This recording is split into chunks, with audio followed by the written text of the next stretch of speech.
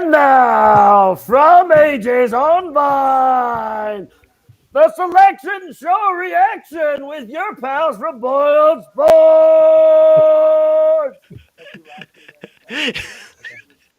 Only Boiled Down would do that in public. In public. There's no. This is how. It's a lot of people. The joke is it's Anish here. J Money's over there. Boiler Dad is over there. A lot of people say that Anish is the most recognizable member of BS, and that is entirely not true. That's based on you're the most. Just looks. There's an audio-visual component. Visually, you are the most recognizable. Audio, No doubt about it. The oral captain. That's AU. That's right. For all you, what is Boiler Down? Everybody knows him. Everybody knows that guy. How many times have people said, "Oh, you were in my section today"? I can hear you. Where are you? I can hear you, but I can't see you. You were in my hemisphere. I'm like you're that's everywhere. A double put down. You exactly. understand? If you can hear me, I'm loud. It's a short joke. And if you can't see me, I'm short. If you were within the sound of our voices, you should swing by AJ's, and Boiler Down will, like Lady and the Tramp, he will share funnel cake fries with you. That's right. That's right. You will. Exactly.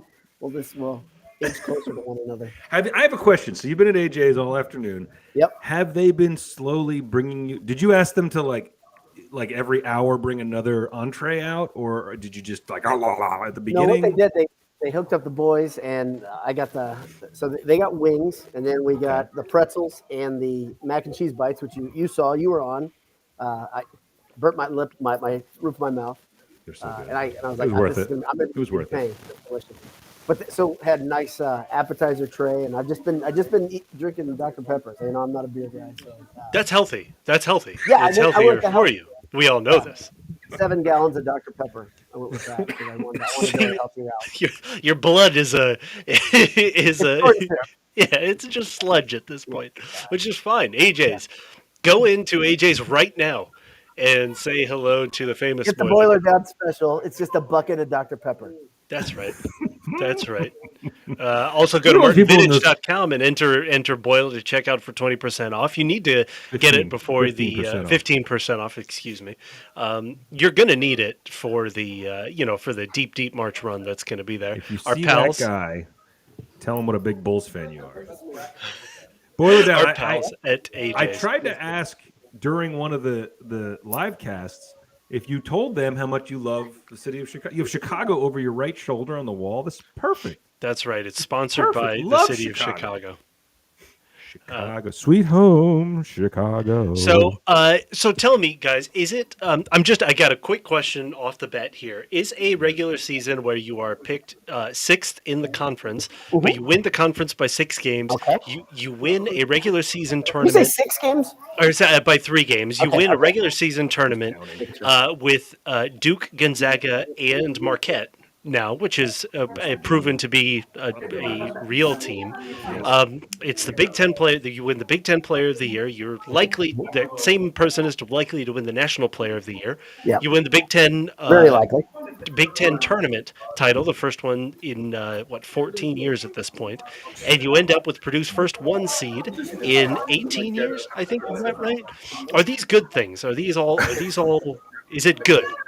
Can we feel good, or do we? I've checked in. The analytics desk says yes. Okay, that's good. It's a good season. So despite the fact that at the end of all of these games, there's a little bit of press issues that Purdue can't seem to hold on to, big leads at the end of the game. It's not a reason to be cranky about this. Objectively, I think Michael brought it up, maybe the best season, the best regular season in Purdue basketball history, at least in the conversation for it, right? Like all of these things, it's okay to nitpick, it's okay to do all that. The thing everybody should be feeling is, oh my God, what a great year so far.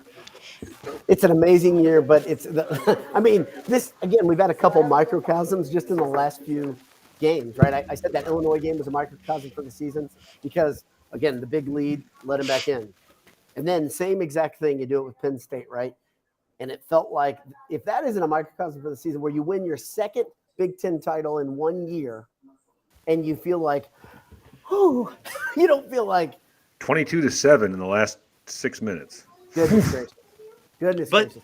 But the thing is, you guys see the visual of Paint with the W shirt? underneath No. his. No, I didn't quarter see zip? that. He was wearing his Cubs W flag. Oh, I shirt. love it. It just had the W, the navy blue W. Where you on could his see it t-shirt. with the zip He down. pulled you it mean? up to show everybody the W. He wanted Well. that in Chicago. That's awesome. I love it. I Yes, love this paint. it's incredible. I was talking to Jake here at AJ's, and I said there are a couple things that are noteworthy. When you have all this pressure to say we're going to set these goals, and then you go and you get them, that's obviously a different thing than just saying we set the goals. Okay, we reach one of them. It's fine. They're 2 for 2. That's a big deal.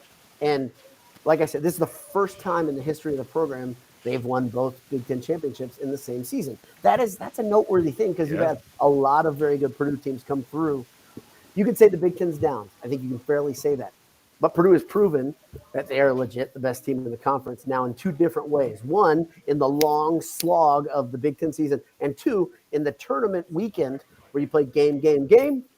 Purdue finds a way to win in 2 of them where they had big leads, but they held on.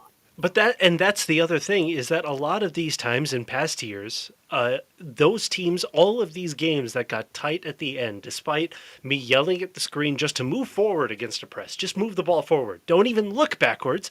Just move forwards, Brandon Newman, who's had corner, an maybe? amazing last month. Going to the But corner? Exactly, but that one pass. it's just like every time in the second half, he was only looking backwards. But okay, Yes. it's fine. But the It's last fine. one is the one I'm going to remember more than anything. Like for me, I don't know about you guys. Do you agree that the last one where he threw it right at their basket and said, "Here, take 2 points"? It's just go forward. Oh, you might as well just chuck the ball up to Edie or Trace, or I mean,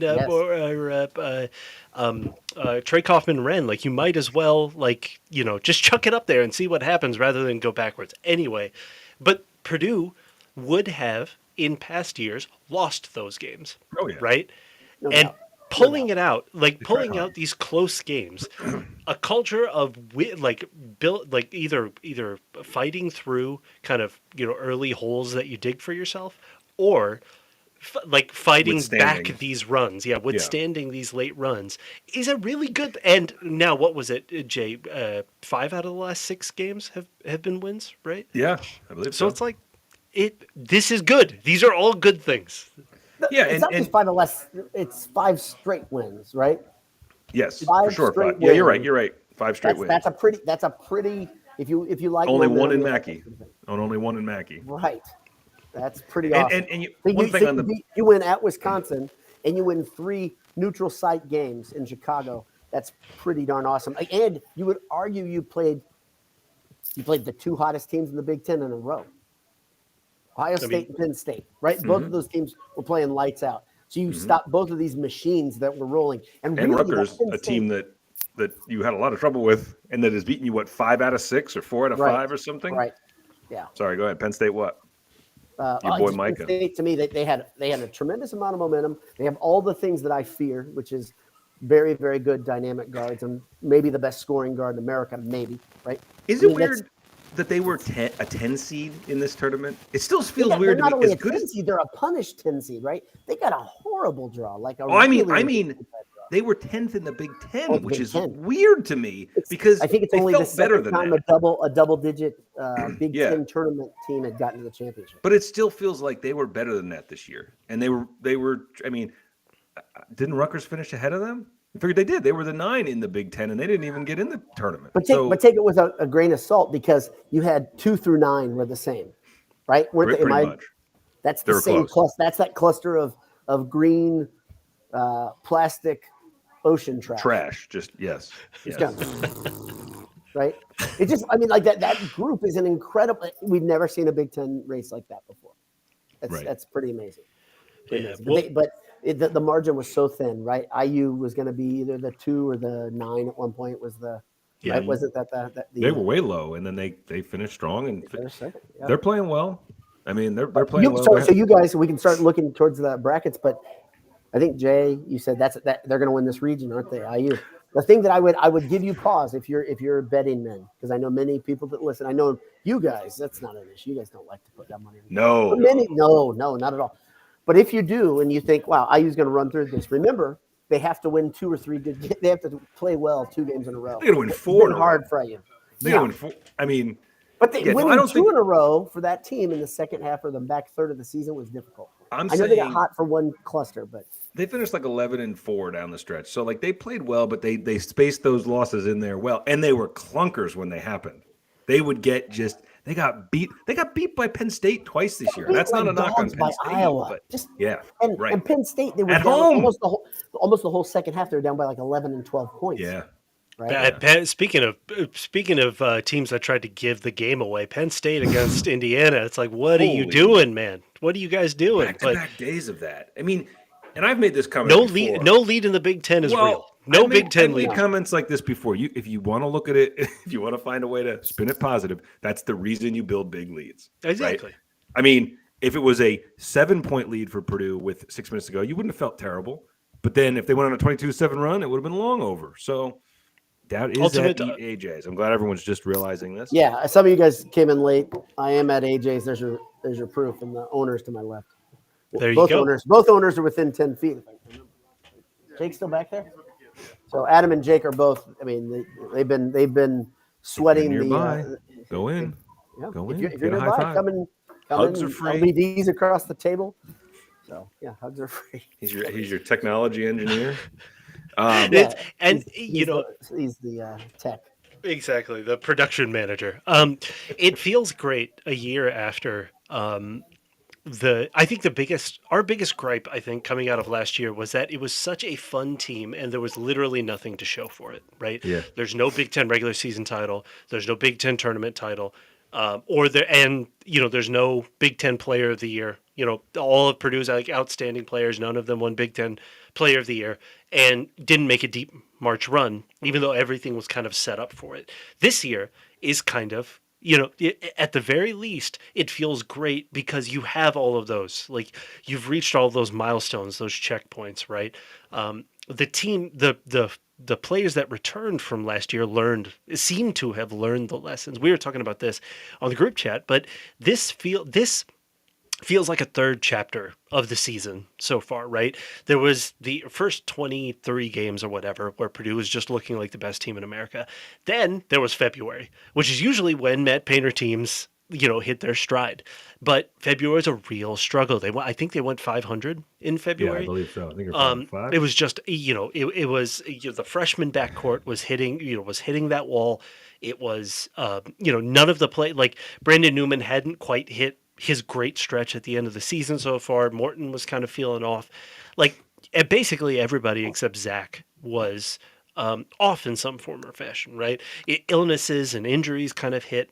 And now we're kind of in that third chapter where it seems like this is a confident, talented team that knows that they have kind of like worked their way through. You got to find ways, right? Man, that you got to find, like, the thing. And I'm glad you brought this up because I feel as though this last week or two has been an evolved Purdue team. Mm-hmm. They went from this team that was just mowing people down, mowing teams down, and Newman wasn't getting a lot of run, and even Jenkins wasn't getting a lot of run, to this team. Then they go through the slump, and now they've almost found themselves like, all right, so Jenkins is going to get some minutes, and he's going to hit some clutch threes because Lawyer's not anymore, and Newman's going to play. And then he's going to sit for long periods of time. Well, you don't want him. No apparent reason. He's an old guy. Right, you don't want him in this. The joints, tired. Exactly. The joints are tough, man. Yeah, it was getting late. Yeah, he was stiff. Yeah, so, you're right. That's usually his bedtime, probably. If you want to talk about some criticisms, yeah, it's we fair. don't like. So here at Boiled Sports, we generally, and this is true, we generally don't come down on players. I think out in public because like these guys are wearing black and gold. We love, and I think that we should caveat it by saying we love all these. I mean, this team is so. Right, you said that this team is like one of the most likable teams you've found in a while. And before you are about to say what you're saying, I will stand by this. Like, Fletcher Lawyer for the first half of the year had my favorite freshman year since Etwan Moore. Yes, like I think big talk right there. He's still. We are rooting for that guy so much. However, right now, he's getting minutes at weird times. He was 1 for 4 from the line. All in the final couple minutes. He was 1 for 6, I think, from the field. He was 1 for 4 from deep. And it's not like he's a plus defensively. And he gets pressured, and he panics in the press. So, I coaches know more than we do. However, there are times when I find myself saying, I can't understand what's going on here. Why Jenkins wasn't in late, I do not Exactly. I don't get So it. it's the late part of this, right? I don't think Jenkins starting is the solution here I think he's because great off the you bench. exactly you get and also he's the only other ball handler. Purdue's going to Mm-hmm. have this problem next year He's too, gonna have by to, the he's way. gonna have to back up Smith. I mean, So that's one of Smith or Jenkins is going to have to be on the floor at all times, which means putting Jenkins in the starting lineup screws up the middle right. part of the game when Purdue's the strongest, right? Sure. And so you want to keep the integrity of those lineups strong. But at the end of the game, like at this point, like you just needed a smart steadying presence to break the press or to hit free throws down the stretch. Who do you trust more? If let's say a tech was called, on Micah, right? And Purdue could pick anybody to shoot the free throws. Are you who are you calling up? To Probably me, Smith. at this point in the season, Braden Smith is one of the He's like answers. But 88% freshman. Jenkins, I think Jenkins is my next. I think Jenkins is Yeah. my answer. Yeah, he'd Right. be up there. And so it's like you want a steadying presence. You want a player who's good defensively to close the game out. You want somebody you trust at the line, and you want somebody you trust against the press. And it's like I don't know how that. Leaving aside the weird offense defense Edie substitutions, which I'm sure had some sort of small ball reason behind it, but That's that analytics stuff again that you watch it and you're like, what? That's all I can say when I see it. and And it worked. I and What? and I'm sure exactly The results book are said. Just like the book said it would. but at the Refer very to the numbers, at the not a very gut feeling. least that is a justifiable decision. I don't know what the Wouldn't you want or 2 point lawyer guards over each? Jenkins In argument those was. final minutes, you'd have Smith and Jenkins bringing the ball up, and then maybe Morton out there too. Like you got guys that can handle the basketball. Exactly. And then all of a sudden, you don't need to. And then you can put Newman, who needed to be on the floor, but was struggling to break the press. In the you put him and Edie kind of past the timeline, right? Right. The three that you're trusting to break the press are Smith, Morton, and Jenkins, right? Like that's what that lineup gets you. So I don't quite. That was the thing I didn't quite understand. That being said, we talked off the top about how this team was picked 6th in the Big Ten. I think there was only one national columnist, Matt Norlander, who said that Purdue was going to be among the best players in the Big Ten, or best teams in the Big Ten. Zach Edey was going to be the best player in the Big Ten, and He Purdue was was the best consistent team in up to Indiana. this week. You said that on the last Handsome Hour basketball beat, Yeah. and I kept an eye on it. And then I watched a show with him and some other young punk who I've never seen before. And Norlander again, he said Purdue's going to win the Big Ten tournament because this other guy was saying it's going to be chaos. All these, and he was right. The young guy was right. I don't know who he was. I really don't. But he said watch for lower seeds. He was right. But then he said Norlander said Purdue's going to do that. He said Purdue's going to get the number 1 seed. He's going to win player of the year. He went all of it. He's been consistent. But everybody, awesome. and we are saying that this is like the clear justification for the Big Ten Coach of the Year, right? Like Painter should have walked to Big Ten Coach of the Year, and yet he didn't. So again, this is a successful season. We should all so far. We should feel happy about it so far, and us kind of nitpicking Painter's decisions in this game doesn't kind of go. It doesn't go unsaid that he should have been the Coach of the Year this year. But man, down the stretch, a few of those decisions were like, I don't know. I wish I could ask him. Yeah, I mean, I think if you'd ask him, I think he'd get pretty defensive because I've seen him get a little defensive about this stuff because there are whispers. It's not just limited to Boiled Sports and the talking heads here, but he mentions things like this in press conferences saying, I can hear what you guys are saying, and he just talks about. He is one of the 5 best coaches in the country. That's the thing. He's the best coach in the. And I hope if he hears somehow whispers getting back to him about fan sites or whatever getting It's after nonsense. Yeah, it's silly. I have had people get mad at me all year in my post games and my quick cast saying, "Are you going to defend Painter now?" Yes, I'm going to defend Painter now because what he is and what he's been. I think But he's the best. I think he's a better coach than Izzo at this point in his career, in their careers, right? In their respective careers. I think he's the best coach in the Big Ten. But it's fair to say, again, the Edey decision, I'm sure it was some sort of match. And I'm sure that we haven't watched the post-game presser. We're going live before the post-game pressers, which is why we haven't seen it yet. But I'm sure that the Edey kind of on-off at the end was some sort of small ball matchup. Not giving up the threes or the drive kind of, I don't know if you guys have heard this. Painter in his weekly meetings with the press will say things like having Edey in there versus the press. Some say that's almost like having a fifth man that's a dead player. Yeah. That idea is so crazy to me because I'm like, give him the ball and he's gonna just attract everybody, right? Like, you mean give him the ball where? You can't beat the press with it. At the middle of one half of the court, give him the ball, hold up high, and then dump it to somebody who's sprinting. Like, to me, I'm not kidding. I'm not joking at all about that. He's gonna. Well, you saw what they do with him though. They put him at the other end. They put him down in the paint at the other end. In that way, he is a dead player. Yeah, he is out of the play. I mean, he's not an option to come help. I mean, goodness gracious. And it's a higher target, and also he's got he's like a lighthouse, at midcourt. Handles, yeah, exactly. Right. But he'll be able to kind of see it, right? You don't even How many tell times, him to just let me keep ask the you ball guys a question about this, about Purdue breaking the press. How many times have they even gotten even close where he's even in play? Yeah, they don't even get there, right? When this press problem starts happening and they start tightening up, they're stalling out well before they get to half court. But it was strange. It was almost like Edey was in for the offensive possessions and not for the defensive. So it's like he was there to break the press, but it was just very strange. Like that end was very strange. But like Jay said, giving up, what was it, a 22-7 run kind of at the end of it? Well, you kind of got to have a 15-point lead. You kind of got to build an 18-point lead to start that, right? So it's like and he sat Edey, and it looked like it was over. And then the small lineup actually still looked pretty nimble, and then they just weren't scoring.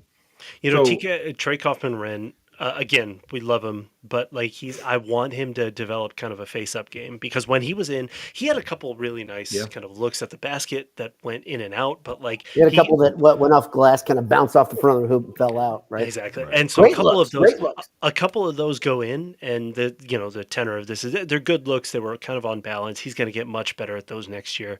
Caleb First played amazing, at least at the first 30 minutes.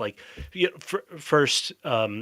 It seemed like took February, it seemed like an illness kind of, took him out of February, and it seems like he's back in full force. So that's real nice. Yeah. Mason Gillis playing real well. That last 5 minutes was not the best, but Purdue is kind of playing. Yeah, Purdue's playing it there. Exactly. Many people have said we've analyzed the numbers. So, guys, I don't know who said this at the beginning about how many years it had been. This is the first. I just looked at the seed history. First number one seed since '96. Yep. 27 years. Yep. Do you guys remember that number one seed? Because I sure do. What happened? Do you guys remember? Do you remember that number one in '96? You remember what happened that year? I do. I do. They almost lost. They almost were the first 16. Western Carolina, I believe it was. 2-point had win. A shot. Had a shot at the buzzer that rattled off the rim. I watched that in my dorm at Cary Quad, and I thought I was freaking going to die. I had a heart attack. I could not believe. So that game, I can remember the end, how I felt, and I felt exactly like I did today, except the stakes were a lot higher. I said, they're winning in regulation. I said to myself, they're going to win in regulation. I thought Penn State was going to win in regulation. It was nice of Penn State to travel on that line. They called. There were two timeouts, drew up a play, then you go over here and you travel. Edey got a fingertip on it, and that changed everything. And then the clock was going in their head. You could tell they're starting to panic. Came unraveled. And again, we've been hard on him today, and Purdue's best wing defender got locked up on the ball, which was Brandon Newman. Brandon Newman was in perfect position to put them completely out of sorts. I love defensive lineups right now with Brandon Newman and Ethan Morton in the lineup. It's a torture chamber. Every reason to love him, right? I mean, he's so dynamic. He moves so well. He doesn't ever let off the gas. He's really not out of position anymore either, which is pretty crazy. Never. He's never out of position. Think about Morton how will different be. That was a year ago. Morton still looks like, and sometimes is, a chicken with his head cut off, which is fine. It's okay. It happens. It's kind of his style. It's chaos. But Newman has been, I don't even care if he's, not making his 3-pointers consistently, because he's going to go off in one of these games. It's going to, go in. It'll be fine. But this is the same Painter cliche, which is like defense makes it impossible to bench a player, right? You cannot leave Brandon Newman on the bench because of the way that he's playing defense right now. That to me is like one of the best signs. Braden Smith, Braden Smith. Thank you. I just met him. Just saw him. It's great.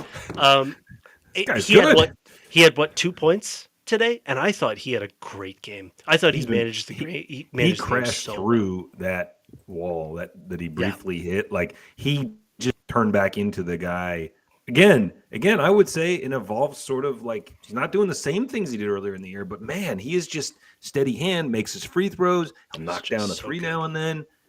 He's so good. He's not driving and getting those baskets at the rim that he used to get as often, but I think teams are defending it differently. And I also think maybe he was doing that against teams that didn't have the size, and maybe he wasn't going to get knocked around as much. But yeah, he's been great. He's been steady. He's been real. I mean, think about how we were saying he's one of your top choices to free throws, critical free throws. He's a freshman. Yeah, it's nuts. Cold-blooded, man. It's cold-blooded.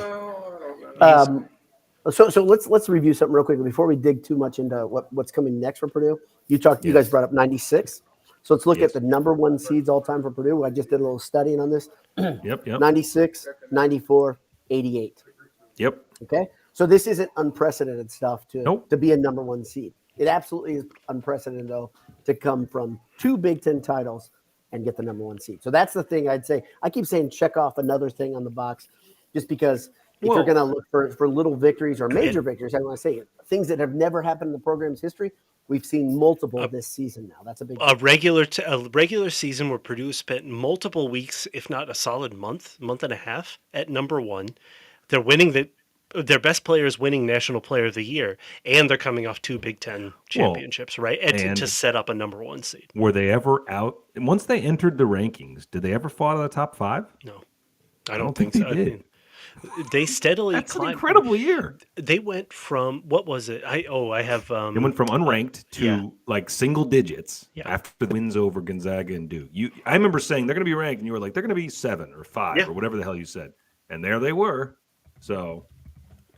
Let's see. I want to show you guys something. I think this is Adam just explains to me. He says he's only hearing one part of the conversation, so he's got his phone up to his ear, listening to you guys, because all he can hear is what I'm saying, which is great. Which is really the least. That's like the worst part of the show. I know. Everyone would say that's the worst part of the show. So, well, he's logged into comment. I thought he was watching. So he's on his phone. He can comment, but he can't do both that and somebody introduce him to earbuds. He could put them in and he could listen. No, that's ridiculous because you need to hear Boiler Down in stereo. Right. And the funny thing, he's probably getting a delay too, which is great. So he hears me, and then he hears me a second later, and the whole conversation. We lived through this season, but Jay, until you put it in that way, Purdue was unranked in the preseason, unranked on November 14th. On November 21st, they were 24th, and November 28th, they were 5th. And they did not drop lower than 5th at any point. That's over 4 months ago. I'm sorry, it's 3 months ago, right? By the way, how little? Let me tell you how little how little respect I get even in my own family. My own flesh and blood across the table from me just said, hearing him once is more than enough. That's correct. He's right. Nobody has more experience than LBD. That's a good point. I mean, sorry for interrupting. Good point about so you were saying, Nish, they haven't been outside the top 5 since November. November. Unranked week 1, unranked preseason, unranked week 1, 24th in week 2, and 5th in week 3. And Purdue has not dropped out of the top 5 since. After spending, I think, 7 weeks. That's the type of honestly, that's the type of rocket ship that I've seen other teams get on. You're just like, wow, that's an incredible run. That's literally, I think all 3 of us talked about, wow, can you imagine if Purdue did this back in November? They did it, and then they sustained it. That's it. I mean, pretty incredible. A lot of time. All it does is make me so like Jay has talked about this behind closed doors over and over about the adjustment of your expectations. as the team sustains the top 5, don't you think, okay, it's maybe a fair expectation to say you get past the Sweet 16? Yes. Yeah. Yes. Is it time to screen share? Is it time to dive into the? Is it time to attempt the Hells yeah, The man. brackets? technology and the bracket? We'll see if this works. We have Lucky that kind of tonight. Let's see if it technology? works. I don't know. We're gonna find out. Let's see right here. Boy, is it So- working? So as you're doing that, I'll just share that nope. I've gotten Nope, so far that's 2 wrong. people. That's wrong. Hold on. That was wrong. That was wrong. My bad. You just work on it, and less talking, more worky. So there have been, so far I've had, and boy, I was just talking to his fans, so neither of you will be listening now. But I've had at least 2 people comment to me that I might have my alma maters playing one another in the first round because Fairleigh It's a Dickinson. huge deal. I don't know, how am I supposed to choose? Torn. Yeah, what are you supposed to do? Well, right after we're done with this, I'm doing the house live divided. cast from the Fairleigh Dickinson podcast, the blog that we run. The Fighting F-Dues. With all my F2 friends, yes, we have one. It's a little lesser known, not as many fans. We do it at a diner in New Jersey. Yeah. Oh boy, what's happening here? Hey, So- Are we good? Do we see it? nope. Okay. Nope. I was just saying, hey, for the fan. That's he's backing off. It's a lot. There's the bright lights of the. I understand. Oh, Ooh. there we go. Now we're in it. Sorry about that. There we go. Did you There create we your go. almost- Now did you we're do- here. Now we're using technology. man. We're cooking with gas. So Purdue against Texas Southern or FDU. I'd like to believe that will be not too much work. You And then- gotta have the F-Dues. You gotta. Florida you gotta beat- Atlantic is 31-3. My goodness. They're not bad. They're not bad. Now, Memphis, if you're going by talent, Memphis is real good. Memphis is real good. Yeah. If you're going by talent, there aren't many teams in America that are better than Memphis. And they're playing well. I mean, like they've been playing well. They've been playing their best basketball over the last couple of weeks, so that's good for them. But still, they they just dismantled the number 1 team in America. Dismantled. So- Again, that describer, right? That's a script. So let's just put it out there, by the way. This bracket, Purdue got the bracket of death this year because this bracket has let's zoom out. a good Memphis, a Duke, Tennessee, Kentucky, a good Kansas State team, Michigan State. I mean, there's a lot of, maybe you did okay with Marquette as your 2 instead of UCLA. I don't know. But Oh, no, you didn't. I mean, this bracket is it's murderer's row. I don't care how you slice it. Last time Purdue got that. So I think Michael could not join us, but his only comment He's here. was right was that it's impossible to go deep in March without having to play good teams, and this team is as good as anyone. So let's do it. I mean, I agree. that was the attitude in 2019 too, which is when Purdue had to go through. I agree. And you don't have to play all of them. I recognize. But No, you have to get to the Final Four. You have to play every single good team. you have to play them all. Even if they changed lose, the they rules. come back in. They put them back in the Purdue will hopper. win in the Elite Eight, and they'll say, "Well, we've added a round in between Sorry. the 2." So We know Marquette got beaten by Michigan State, but you we gotta brought play. in the Celtics to play you. But there is a region that we all looked at as it was being revealed, and we were like, "What the hell is this?" There's Which one one? that has, what is it? Houston and Texas are your IU's 1-2. region. IU's region. Of We'll course. I'll kind of It's go light, here. man. It I is mean, light. I don't IU's think got a good path. Pressure's on. Miami, Drake. Who's going to come out of that region? A&M would be as good a bet as anything, I think. Look at that, Texas and A&M in the second round, potentially. I didn't even A&M realize is a that one great came out. Texas and A&M in the second round, and Kelvin Sampson versus IU in the Sweet 16. That's pretty fun. That's pretty. funny. Unless Fran goes on a run with Iowa. Dude, Dude. It's not a matter Houston- of if he's going to. It's how much of a run will he go on? Houston has been pretty excellent all year. Have as good of a argument against anybody for the number 1 overall seed, and again, like. Iowa are frauds. The entire athletic department, except for Caitlin Clark, are frauds. But man, Houston playing as well as they did all year and having to play either Auburn or Iowa in the second round is just such a gut punch that I'm glad that, Purdue at least got out. Again, Memphis is real. Memphis is tough. Memphis is talented. But man, this one is, that's I'd have taken against- Iowa in the second round. I don't know if that was allowed. I think. No, it's We'll not have to- allowed. Yeah, Not we'll have allowed. to get Dave on that for. No, it's not. But I'm just saying. You're saying that's a tough. I would take them in the second round. They're not. They're going to lose to Pearl. Houston, Iowa. I agree. I thought Auburn wild. knocks out Iowa because Auburn, if you watch them on defense, this is what Pearl teams have done the last couple of years. Yeah. Man, they got athletes for days, and they're relentless. They showed it versus they just play Alabama and barely lose. Is that true? Am I getting that right? I watched them play in the last week, and I was like, man, this team is no fun at all. And I knew they were going to be an 8-9 because everybody had kind of locked them in on that line. I'm like, huh? So Auburn's highest ranking of the year, they were 11th in America. Let's not forget that. And they were there for a reason. That's what's weird about those 8-9 games. They seem to slot in teams that are like. Don't you think those two teams are almost a little more threatening than Miami? And they're a 5. Like Iowa State is a 6. Yes. Like Iowa State's 19-13 and they're 6. Like I don't quite get sometimes the seeding. It's like they say, let's make a great second round game 1 against an 8-9, and it happens a lot. Man, speaking of going to the I'd other rather side, they not do that this year. I'm just like I would agree. Going to the other. Take it easy. All I ask is that Purdue wins the next 6 games by 20 points. That's it. I don't think that's much to ask. I don't. I rarely ask. After the last 3 games. If that happened, Anish, would you? That would be all you ask, and by that you mean you wouldn't ask for a single victory next year. A single next year, I'm good. This is the 2-5. Take it all. I told you a parade. This is the 2-5 sponsored segment of the podcast. Like, shut down. Right? Yeah, shut down the program. I'm done. That's it. That's all I need. Like I said, like a victory tour. You just David Jenkins with a scepter and like a crown. A crown. Jenkins for the championship? Oh, buddy. It happened once. Why can't it happen again? So on the other side of Purdue's bracket here. He's played for all these teams, so sorry, go on. I think Kentucky Providence is maybe the best first round game. Providence is sneaky good for an 11. They're good. They're an actual good team. Like I've seen them play. They're a good team. Michigan State, you never know with Izzo, right? I mean, he's going to, future Big Ten opponent there in USC. USC is talented. Both of those are talented, but underachieving teams. Marquette is not. If you're a Marquette fan right now, aren't you like, well, frick? Yeah, exactly. Vermont? Then I got to play Michigan State or USC?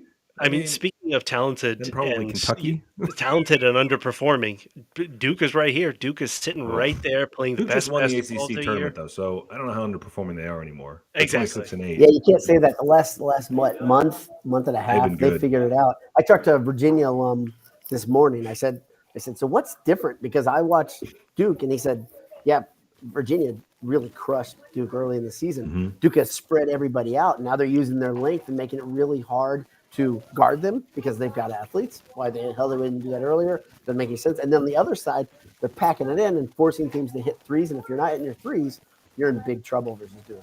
I don't know anything. I don't know Oral Roberts is good, but I mean, I don't know how well they shoot. That's my opinion. I mean, and the other thing though here is like I don't think any of us are sold that John Shire is the guy, right? But he is the guy that all of these recruits signed up to play for.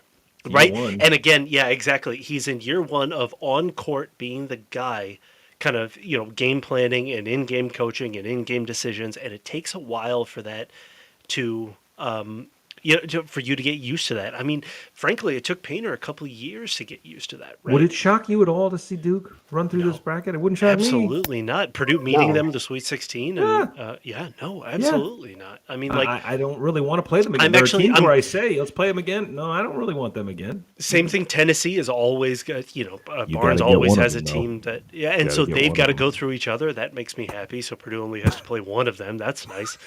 I don't think they can combine their teams for the Sweet 16. I don't think that's so. You don't get players back. That would be a cool addition to the tournament. Every team you beat, it's like Highlander. You pick 2 team players off their team, and you get to use them in your next rotation. Like Memphis, I beat Memphis. Take a couple of their most talented. Could Painter shape them in a 5-day period? Is the question. Well, that's good. That's the best way for Zach Edey to win a national title, right? Is that he's going to be the pick for anybody that wins. Oh dear. So it's the path to the Sweet 16, goes through Memphis, who's really good, but you've got to play good teams to I'm not terrified of Memphis, so it's like I think You're Purdue a one. You're a one. You should go to By the the Sweet way, 16. in Columbus. So Purdue fans, buy your tickets for Sunday, and I'll see you there. Yeah. Purdue's got a pack Nationwide Arena or whatever it's called in Memphis, in Columbus. Wait, are you going Sunday? Or are you Who going? knows? Who knows? You may say me, you may not. If you were to go, you would go the second round, not the first round. You don't. It seems, because there's no win to be had in the first round. Well, there's a win to be had. Meaning either Purdue goes and comfortably wins, or it's stressful and I don't want to be around people. So it's people say St. Patrick's Day in Columbus is really it's epic. Like it's epic. Everybody says that. Great, lots of great food and watering holes. Columbus, man, that is what a city.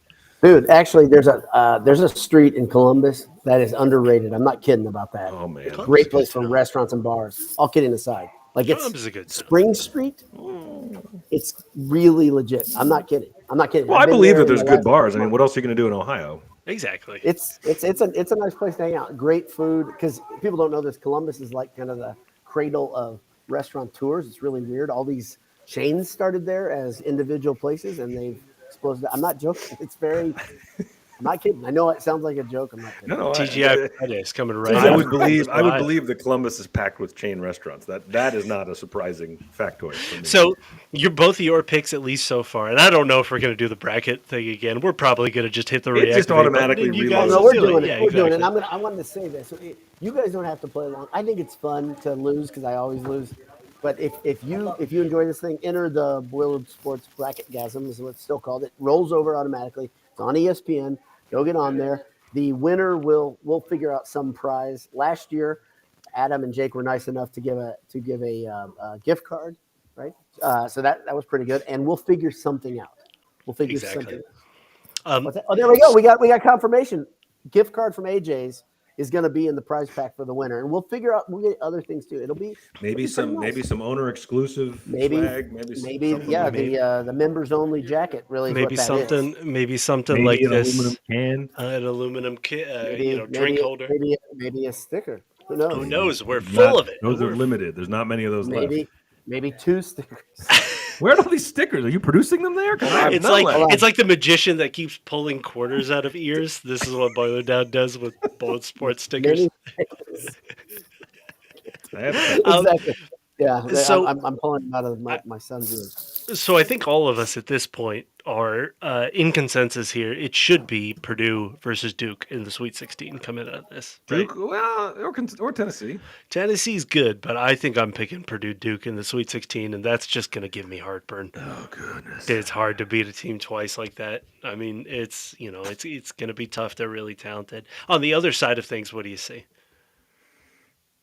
I mean, it's hard to. This just feels like one of those Calipari Kentucky teams that underachieves all year, and then if they get by Providence, then they're going to get by Kansas State, I think, and then they're playing what? A Marquette, a Michigan State, a USC. I would pick probably whoever comes out of that Kentucky Providence game. Like I think both of those teams are awesome, and can you imagine Purdue's path is Duke, Kentucky? Man, dude. Memphis with that talent, then Duke, and then Kentucky. Yeah, I mean, it's almost like Purdue's path to the Final Four last time was Villanova, Tennessee, and Virginia. It's like you got to play the good teams. Unfortunately, maybe Vermont will be standing in the way, like last year when a 15 was exactly, and they'll earn their way there. I mean, like St. Peter's was. Oh, that's a gauntlet. You earned your way out of that group. Mercy. That's so. So it is what it like. The path was always going to be difficult, and so this is what it is. But like Michael said, you have to play. You've got to play good teams on the way there. My wife's alma mater. We've tried the easy path. It didn't work. Let's get back to. Let's try the hard path this year. My wife's alma mater for her grad school is Montana State. So go Cats, I suppose. I don't know. Go F-Dues and Cats as well. Uh-oh. I think there we go. Boiler Down hit a button here. So, out of this, for me, I'm probably taking whoever comes out of Kentucky and Providence. I don't know if you saw the comment. Andy in Colorado says he'd love to see Purdue beat Duke in Kentucky and shut people up. That's a bold take, Andy. I mean, I think I'm with you. I think I'll accept it. Well. It's like paying the taxes on. It's like Boiler Dowd's thing of paying the taxes on the lottery. Yeah, I'll try it once. That'd be nice. Yeah, let's give it a run. Let's see what it's like. That's all. It's a bold statement, but I mean, I suppose that'd be good. Let's try it. I'm used to seeing losses kind of in an earlier part of the bracket, but we can try a deep run. And speaking of a gauntlet, it's who's Marquette's coach, and does Purdue have any tournament history with him? Anyway, moving on. Hey, look, that guy has won like one tournament game since he sold his soul to. Can I talk about something really important about Shaka Smart real quickly? Please. Those are hair plugs, right? I don't think so. Nobody chooses to shave their head that long. Nobody does. And then grows their hair back. And then says, "Yeah, you know what? That sounds like jealousy." Grow some hair now. I don't know about that. Sounds like jealousy. I do. I'm going to say those are hair plugs. I'm just going to say there's something happening there. I'm just going to putting it out there. If you won the lottery, your first expense would be a Fabio. I don't think so. I don't think so. I've got so many things that I like more than hair. Like so many things. Like I can think of 20 things that I like. But I've got a that 21st symmetrical head. That 21st, you've got a strong dome. I gotta say, not everyone can pull the. I might buy some beard dye with those millions that I. There you go. Win. There you go. So you double down. Yes, exactly. Let's bring the emphasis here. Who cares about that? I told you I'm going to dig in at one point. I'm going to come on the show. I think we're allowed to switch here. So we'll bring Boiler Dowd on the main screen here if you're watching. Yeah, it's going to be a black beard. I've told you guys this. I think I've said this publicly. Black beard. Yes, exactly. It's going to happen at some point, and I'm going to look like either A. Ryan Day or B. Zed or Zod from Superman, an evil, like the bad guy, right? Yes. I need something. I need edge. I'm losing my edge as I get. Yeah, many people have said you're losing your edge as you get. You're getting sweeter and softer as you get older. Yes. No, so soft. Exactly. Jay and I had a little exchange on Twitter just a day ago. It was a very soft exchange about GIFs. That was an example of and I thought of right when I did. I was like, wow, that was. I think the untrained eye might say that was a little too much, but I was like, no, I'm gonna go with it. I'm gonna run with it. It was absurd. It was the dumbest response, and I went right with it. So when Purdue kind of goes through their gauntlet, the bracket of death, who do you like in this? Who do you like in the South? I mean, it's Alabama's got Alabama's so good. I don't, and that's another one where you look at the path they have. Do you see anyone in there who's going to beat them? I mean, they've got the athleticism to handle West Virginia. Maybe Virginia in the elite. Sweet 16? I'm not impressed with Virginia this year. Again, I'm saying who do you see in that bracket? Baylor. Yeah, Baylor is good, but Baylor is the kind of team that is you could see them in the Final Four or losing in the first round. Like they're a really low floor, high ceiling type of team. Baylor's got athletes. They can run. They got horses, man. I fear the bear. In this bracket, it's like I don't see how Alabama does not waltz through that. I don't see how they don't. Exactly. It's to me, I think if Purdue were to make it there, it'd be Purdue and Alabama, which is kind of again you got to beat good teams and you got to really hope that Ethan and Newman have hit their stride. Looking all the way ahead. If they're playing Alabama in the final, I don't care who they're playing in the final. I'll take it. I'll try it once. I don't exactly. We'll try it one time. We're just gonna give it a run. It's okay. See if we like it. I do not care who they play. Anyone. The Golden State Warriors. I don't care who they play in the Final Four. Exactly. It does not matter. That would be so much fun no matter who it is. This is the one where I do not think Indiana's going to win that region. However, I think they've got a shot. Oh, well, I was going to say, if you were an Indiana fan and you wanted to line up what you needed, I love this path for IU. Honestly, yes. I might pick them to Elite Eight and beyond, and it would be a Purdue disaster if Purdue were to win everything, make the Final Four, national championship game, and just get swept by IU. It would be don't speak that into existence. But that's the worst case scenario. That's the worst. But this bracket has broken. I mean, like with Xavier, a soft Xavier as the 3 seed, I think Sean Miller coming back is kind of coaching them above their skis a little bit. Texas, I think Texas is soft too. I think a A&M can beat vulnerable them. too. Dude, Yeah. and Xavier just showed themselves quite a bit, right? They just got trucked, losing by 20 last night. That's Yeah. Marquette is real There's a good bunch again. of It's high Right? seeds it's that the got- way to lose that should matter. I think Bunch of that's high pretty seeds that good got stuff, though. pasted in their title games. It's No very kidding. weird. Okay. It's very weird. Is it a deal like we've talked about the end of season fatigue, or is it something more like these teams Houston were had never that good, injuries. or is it UCLA had parity? injuries. Right. There's a lot of teams that had some guys hurt. So whether that affects them next week, I don't know. I haven't really delved into whether those guys are out. I don't think they're out long term. I think that's teams smartly saying, "Well, this doesn't matter. We're already a 1 or a 2. Who cares?" Exactly. But I wouldn't be shocked. I would again, safe money here is on Houston, but like if you're picking a team to just catch fire, we have been 1 or 2. Yeah. I don't think any of us are particular, and maybe it's because we've been spoiled and we've watched Zach Edey play play like this for 2 years now. But I don't think any of us have been too thoroughly impressed with Trace. But Trace gives them a floor, and Hood Schifino just gives them a ceiling, man. Like that dude is so good. How about this for a fun scenario? They and Penn State advance to the Elite Eight, and Penn State beats them for the 3rd time. I wouldn't mind. I take it again. I take it. I think Shrew. I think I take it. The fact that they got handled by Penn State a couple times, once really bad, is funny to me. By the way, one thing that we probably should have brought up when we were talking about the game, the Big Ten championship game, but somebody has got to just write Micah Shrewsbury a gigantic novelty check. It's coming. He's going to be. He's Penn State, Notre Dame. Penn State, Notre Dame, or Georgetown. One of them has got to write him a novelty check, right? Hey, by the way, speaking of novelty items and things that are around today's game, did Purdue get to slap the decal onto? I didn't see it of the ticket being punched. I didn't see it. Dang it! I don't know. Did Purdue get to slap the decal? Well, check the. I'll bet you the. I know it happened because that's a big CBS hype thing, right? I mean, I'll check the Purdue Twitter feed. I bet you it's still. I think I love that moment. Love it. Is it still the BS header image where the Carson one is? Carson and Klein. Oh yeah, no, it is. Sorry, I'm looking at Purdue basketballs. They've got a 25 on there now. Yeah, go on. But Penn State coming out of this would be fun. But man, like A&M has kind of gotten screwed with this, and so Penn State A&M again. If you're shortlisting best games of the first round, that is up there, and both teams have kind of gotten punished with that. Like they are teams that is a matchup that should happen in the second round or Sweet 16. That happening in the first round is kind of brutal for both teams. Speaking of brutal, also, I don't know if we've gotten to Nevada, like where Nevada is in, but Nevada over Rutgers, man, what a decision!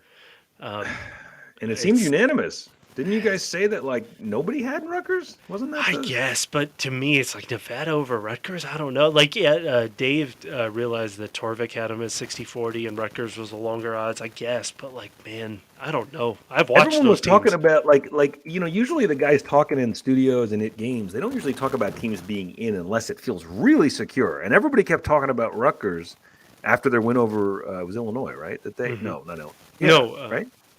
No, they beat Illinois, I think. Yeah. After beating Michigan is what that's Michigan. Sorry, because the way they handled their business and that, and they're like, okay. And then they played tough against Purdue, and everyone said, you know what, they got some good wins. But I guess someone pointed out that is a better team than Michigan State, I think, by almost every metric. That's the thing that's killer about this. I know. I really don't understand. I mean, Michigan State. Everybody said there's 19 wins. Michigan's 19 and 12. It's securely in as a 7. What? I know, and everybody acts like, yeah, sure, of course, because it's Tom Izzo. Come on. Yeah, I don't understand. Honestly, that's a good point. I don't understand Michigan State over Rutgers other than Tom Izzo. But like, who cares? But here's where Nevada is in the West. Kansas is the number 1. Kansas once again looks freaking so good. That's just. I mean, like they got pasted by Texas, which was a surprise. UCLA's got some injuries, but coming out of this one, I'd be surprised if it was anyone but Kansas. The two 1 seeds to feel probably most confident in outside, if you're not a massive Purdue homer, is Kansas and Alabama. Again, Alabama off-court issues. Look at the top half of this bracket, though. What's Kansas? Who's going to threaten Kansas? Yeah. I really don't. Maybe UConn. UConn's a tournament type of team, right? I mean, Illinois, maybe St. Mary's. UConn is one of those teams that another one of those teams that started really hot, but tapered off. They're pretty water good. finding its level. Patino there. Right? Patino there, 27-7. Yeah, but is he coaching? Job. Is he going to coach Iona in the tournament, or is he going to leave for another job before? No. He'll be at St. John's right after they lose. But but that bracket, that's another one. When look at that, it's a top heavy. You've got a really, really good one, and I don't look at anyone else there and think, yeah, I could see them winning 4 games in a row. Come on, Candy. Arkansas Illinois is a fun 8-9 matchup, but like I think Kansas paced both of them. I think. Go down a little now. Let's take the other because I don't see. Can I get a final? Because I'm sorry, I need to catch up there. Are you guys saying that that Patino's going to be at St. John's or Georgetown? In your opinion, I would say St. John's. I don't think Georgetown. I think Georgetown has got better options, and I think St. John's. I think he likes being in New York too. Yeah. I think St. John's is a good fit for him. Well, where should I make that joke? Which one is closer to a brothel? Or how would Anisha or I know that? What kind of question is that? Sorry, I don't know what you're talking about. I saw him in person about 2 years ago, and he's a handsome man. He is looks like Skeletor in person. It's terrifying. It's like together by grease and hair. Speaking of the Patino family, didn't little Patino have New Mexico out to like a? They were the only other undefeated team when Purdue was the only other. Yeah, they looked good at one point. And they're not even in the tournament, are they? No. Nice job, little Patino. Yeah. Yeah, Georgetown, by the way, Andy in Colorado says Georgetown wants Shrewsbury. That's not where he's going to land. Yeah, Notre Dame. It just seems Notre Dame seems like such a perfect fit, and that's just a disaster. Marcus Freeman. But I think it's less of a disaster than Penn State. I don't want to play a Shrewsbury coach team. I would rather him stay at Penn State and play him than recruit head to head against him as he's going to at Notre Dame, and that is just going to be a disaster. And Notre Dame is going to have Freeman at heading their football program, Micah heading their men's basketball program, and Niel heading their women's basketball program. They're going to be so likable, and it's going to be a disaster. Notre Dame sweatshirt, is that what you're saying? It's a disaster. It's an absolute unmitigated disaster. Coming from Mike Bray and Brian Kelly, it's like, oh man, really? Right, you have a guy that's completely unlikable on the sideline, a guy that struggles keeping himself disciplined when local news ladies are around, and I mean, goodness gracious, it would be a disaster. So I'm hoping for Georgetown to happen, but not to spend so much time on the New Mexico Lobos. But they finished 22-11, 8-10 in conference. My goodness, they peaking early, 14-0 or something. Peaking early. Who did they play in the pre-con though? That's the thing you got to. I mean, did they play nobody? Nobody. They had like the old IU. Under the previous regime, terrible team. Horrible, Although they went to St. Mary's and won, that was probably their best win of the year. But they beat Iona. They beat some couple tournament teams, but they beat San Diego State. Man, now that I look at this, I wonder where they were. But it's tough because you're not playing in the Mountain West. You don't have a lot of chances. Any losses are probably bad losses. So anyway, I got a long view question for you guys before you switch the next bracket. What place in the Big Ten is Northwestern next year? Because I think they're going to back up the truck mistakenly, like they did last time.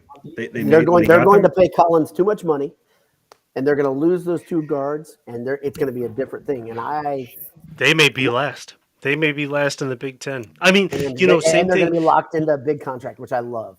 Same thing. Like what we dealt with. What choice did they have? Good. What choice did they have? You say this kind of stuff about Collins all the time. He is literally the best basketball coach Northwestern has ever had. This season is their best basketball season ever. See, that type of attitude, though, I hate it. It's not an attitude.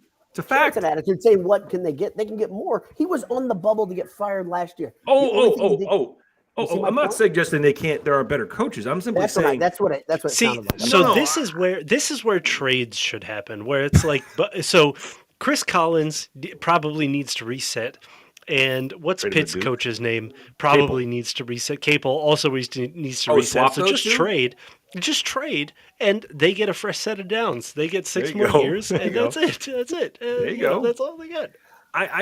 No, my point with him is that I think if you're Northwestern, you're delirious with 2 tournament appearances in 5 years. Yeah. That's so I get it. I mean, I don't.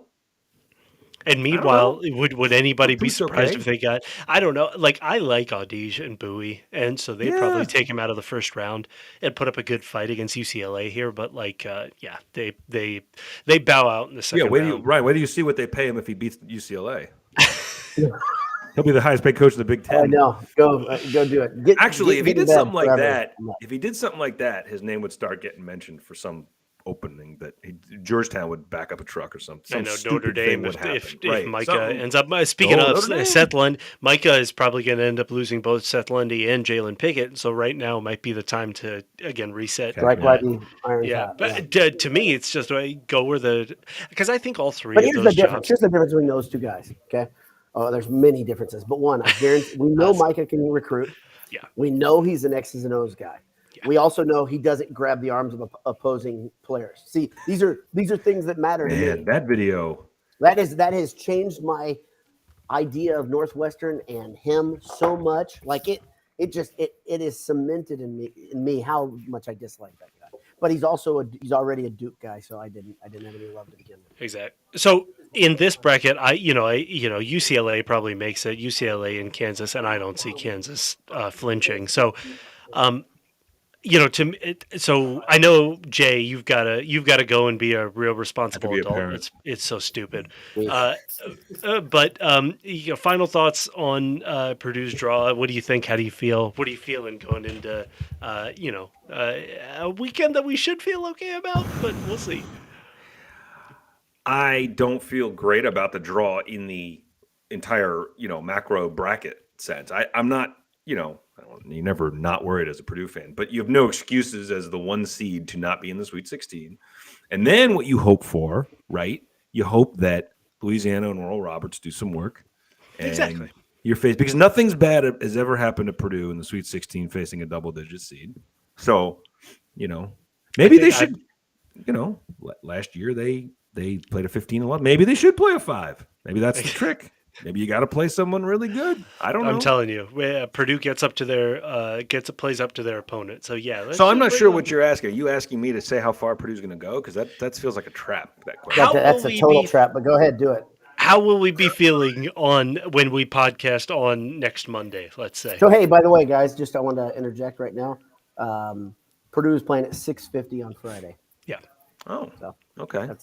Towards the very end of the first 2 days, which, as we talked about, is actually not ideal because it stresses you out like hell, right? Right. I mean, you want to win the first Friday game or a late noon Thursday at Friday. Game. Put it to bed. Yeah. Enjoy the noon on Thursday. Yeah. No, I disagree. You do not want to play that first Thursday game because then you're potentially out before anybody else is even playing.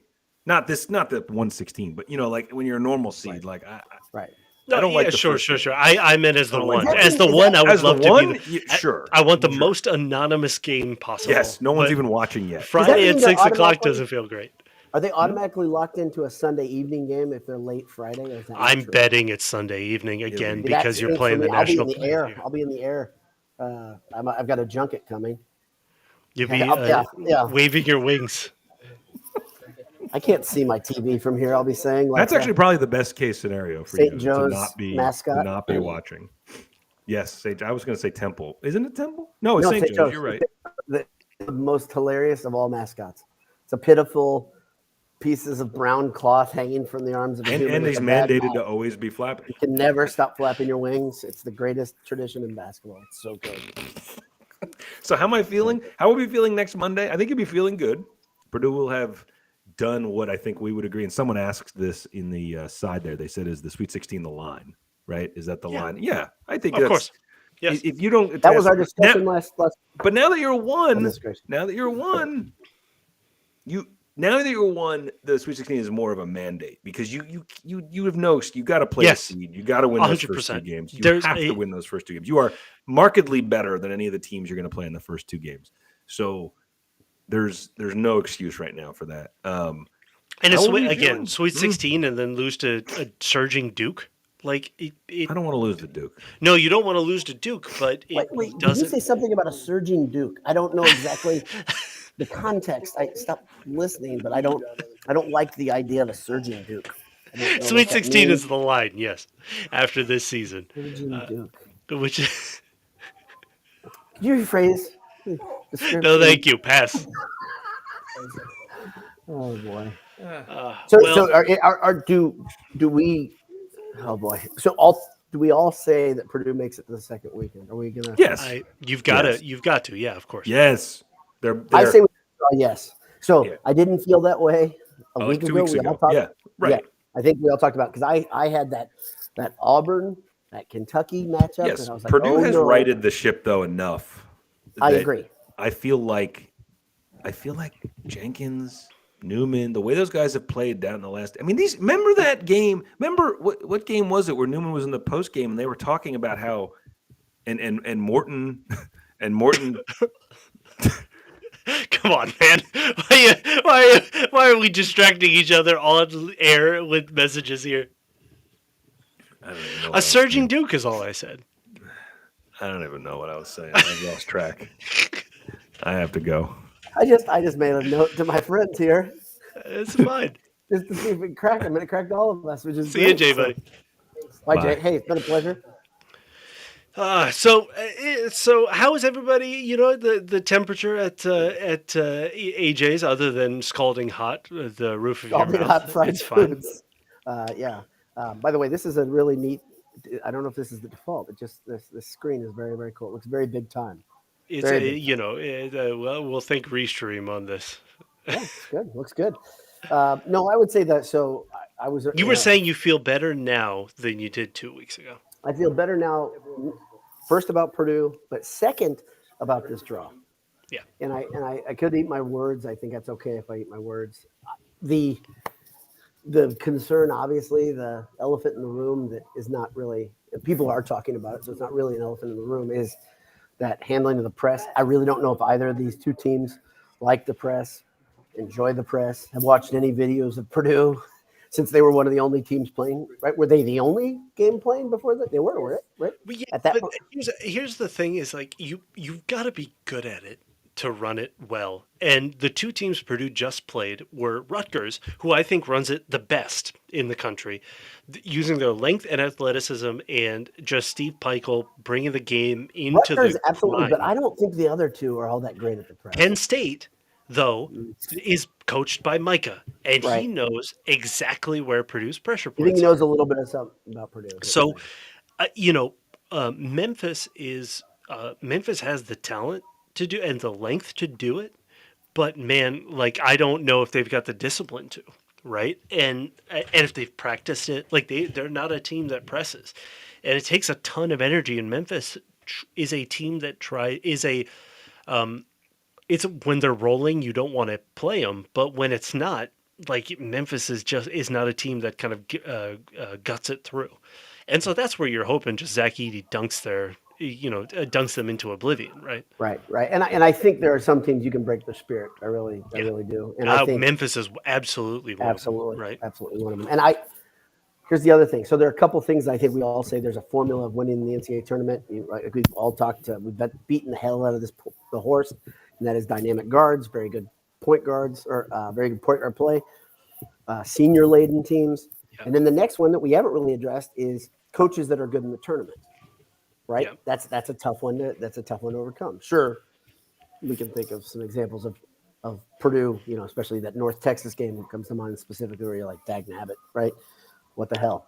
But generally that coaching portion should be something that you bring into your calculus when you're like, okay, how do you feel about this draw?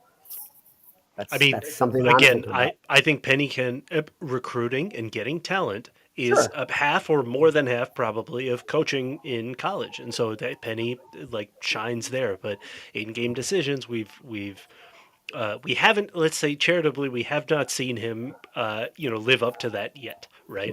Yeah. Even Duke again, right. Like Duke is coached by a first, like a 34-year-old, 35-year-old first-time head coach. He comes from good stock, though, right? Is We know very talented. He's got great assistance by him, but it's his first time, in there. Same thing, Tennessee. But it's not like he's somebody to really fear, right? And so Purdue's marched to an Elite Eight until you see Shaka, who I still think is very good.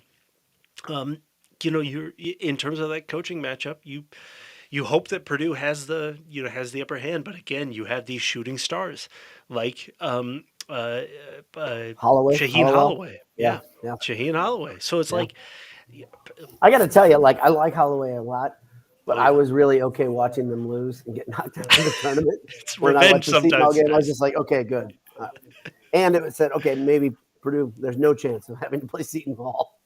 I don't want any part of that. But doesn't Zach seem like a different guy? I mean, not Zach. Zach is a different guy this year. He's the backbone of this team this year, right? And the wings, Morton and Newman are playing their best basketball of the season so far. Smith seems to be like broken clear through of that freshman wall. Jenkins is playing the best game of probably best game of the Purdue career so far. And so it's like everything, Morton, Mason and First are looking good. Again, you're hoping that Mason catches fire again. Mason catching fire and being the thing that breaks Memphis would be such a cool thing to see. But it's like, man, all of these things, you're just hoping that the mentality of this team is different, right? Iowa last year, Iowa is another strangely team that the press, their specific version of the press, strangely breaks Purdue year in and year out, right? Especially when both Murray twins were playing for them, right?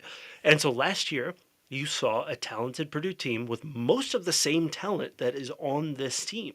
That's the foundation of this team that got thrown off by Iowa in the Big Ten championship last year.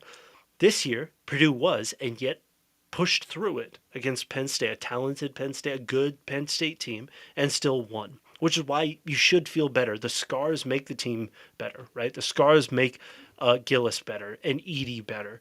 The wings, the talented wings that are hitting their stride, it makes them better, right? So you've got to feel better about the team going into March this year. And so it's like, Purdue's the hunted right now, and it feels weird. So let's quickly review it because I'm just trying to refresh. I know your memory is better than mine, so we can do this though. You say 19, Purdue goes to the Elite Eight led by Superman. Yep. 20, no tournament for anybody, but Purdue was not going to make the tournament. Purdue was not going to be no tournament for Purdue too. Right, but Painter keeps the streak alive because they did not make the tournament that year. Then you have, was it lost to North Texas in the first round? Is that correct? Yeah, it was the first round. Yep. Okay, that was a huge disappointment. And that's a very non-Matt Painter type of thing. Huge, usually Purdue plays the seed. Yeah. Honestly, if that's kind of historically, Painter's been pretty good. We can remember, we can focus wherever you want, but generally, averages, he plays the seed. If they played a seed this year, they win the national championship. Okay, let's not talk about Final Four. Let's not worry about it. Okay, but after losing to North Texas the next year, you go to the Sweet 16, lose to Destiny, and are not able to stop the hottest team in the tournament, the Darling, the whole thing, and that was like getting punched in the gut, especially when what was ahead of them was a team that they had beaten by double digits early in the season. So this year, did they take a logical step and get over the hump and get to the Elite Eight? Seems like a nice script to write, if nothing else. I mean, like that seems pretty good, but I wish. I mean, we had some control over it. I know. Well, all we can do is sit here. I mean, like sit here and have years of our lives knocked off as teams. St. Peter's, VCU, and North Texas end up being those losses that where Painter didn't play to seed, right? And just feel so much more gut punchy because those were the years that you were kind of, maybe not North Texas. Maybe that year it was kind of the first of. Well, that one hurt badly. I mean, that's the thing that sticks out to me about that game was missed opportunities as you felt the game slipping away, and the players, you could tell they were just wrung out by that. Trey Williams was wrung out, and then you said, okay, they're going to remember this. There's all these stories about how Trey Williams handled it. They come back the next year, and Trey Williams again was angry and just spent after Purdue trying to loses force it too much, right? Right. You know? Well, but I mean, we can guess about what was happening behind closed doors about defensive problems and all that stuff. Regardless what happens, it just absolutely sucked to end it that way. So, And so you're again, like I think Memphis is good. They're talented, but this should be like you. I think the you made the best point, which was like that is a team where you can, that is a talented team that can get on a run, but you can break their will. And Zach Edey, Mason Gillis, hitting those, dunking them into oblivion or hitting threes is enough to break them, right? And so that's the way that you're hoping for. So I suppose we'll talk a week from now or a week from tomorrow, and we'll either be happy or not. Purdue fans should probably pack the house in Columbus. That'd be fun. I may or may not see Boiler Dowd, and I may or may not see a handful of you on who knows. But there's a good point in this side. They look at the real disappointment from the tournament. I think that North Texas loss. I think that Little Rock loss was awful. And then I think he's going way back to the Temple loss. That's a long time ago. If I'm thinking the same loss. But to me, the other game that I'd put in there that really hurt, and it wasn't really a playing to the seed thing because it was an 8-9 game, but that Cincinnati collapse. If you're old enough, holy moly. That one hurts more than Little Rock to me. Like that. Little Rock got me because they couldn't stop that one guy from hitting 30-footers. I was like, okay, you know what's coming. It's like playing Ron Dane in football. We're going to hand it off to this guy. Little Rock had one dude, bang, bang, bang, just kept hitting those 30-footers, and Purdue couldn't even stop it. So we've got scars, so you're hoping that the scars make you better. We'll see. There's some horrible comments in the margin now.